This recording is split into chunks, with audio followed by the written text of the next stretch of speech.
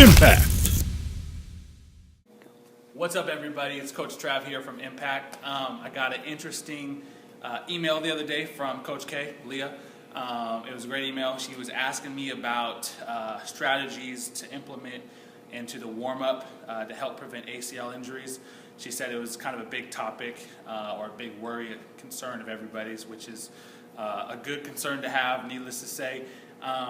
ACLs are extremely complex, so I could literally probably spend a good weekend just trying to teach a seminar on it because there's so many different things involved in the prevention, or I should say the reduction of the chance of injury, as well as the reasons why they occur in the first place. So I just wanted to shoot a quick video to kind of outline real quick what kind of causes and strategies we can use to help prevent the occurrence of it. So first things first, guys. First thing we have to know about the ACL and the injury of torn ACLs is that every single athlete is built differently and has a different reason behind why they tore it or why they're susceptible to tearing it. Whether that's glute strength, ankle immobility, whether it's being deconditioned, whether it's being overconditioned, whatever the case is, it's going to be individual to that athlete. So I can't give you, unfortunately, I can't give you a big blanket warm-up or strategy that's going to just help every single person. Okay, so the good thing is I've trained most of the girls, so if you have questions about, hey, is my daughter, what are the areas my daughter has to work on, email me and I can tell you, I can dig up their file. I have most of their assessments on file, so I'll be able to dig that up for you guys and tell you, hey, she needs to do this and probably needs to work on this area. So that's the good news. But just understand that the four primary ways that we're seeing ACLs happen is locked up ankles. Okay, so your ankles are locked up.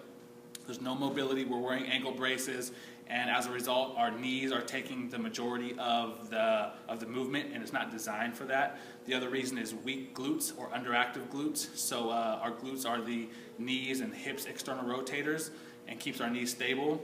If those are weak, our knees are going to go. Another way is being deconditioned, right? We're just not in shape. Once we're not in shape, our nervous system isn't firing the way we want it to fire, and as a result, we tear our ACL. The other thing is overconditioning, and this is an interesting one because a lot of athletes, high school athletes especially, are overconditioned, not just from the conditioning from practice, but just from the fatigue of being a high school student and the pressure and the stress and the homework, the lack of sleep, the nutrition. It all goes into this fatigued organism. And your central nervous system that's responsible for neural pathways and a bunch of other nerdy stuff you guys don't care about, but gets fatigued as well. And then as a result, you have inefficient nerve firings that lead to injuries a lot. And that's not just ACL, that's just injuries in general. So there's different reasons why this stuff happens. So again, there's no blanket answer I can give you guys. But just in general, a good strength training program is probably the best bet to reduce the chance of injury, just because it's one of the only ways we can put our body under similar forces as they face on the court. Right? Most of the time that we tear our ACLs, they're under some level of high force, whether that's landing off of a vertical jump, whether that's driving and planting at full speed.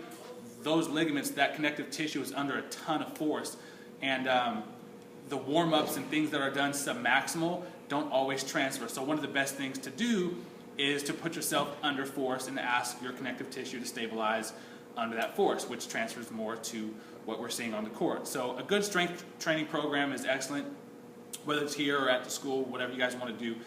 Good strength training is vital. Secondly, I would say mobilize the hips, mobilize the ankles, get out of the ankle braces if you can.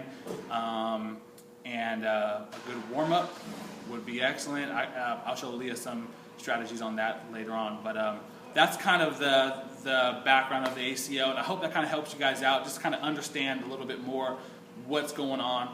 And like I said, email me specifically about what you think, or ask me what I think that your daughters need to be doing as individuals, because I do have those assessments on file. So I hope this helps. My email is Trav, Trav, at goimpactstrength.com. Feel free to hit me up. So thank you guys.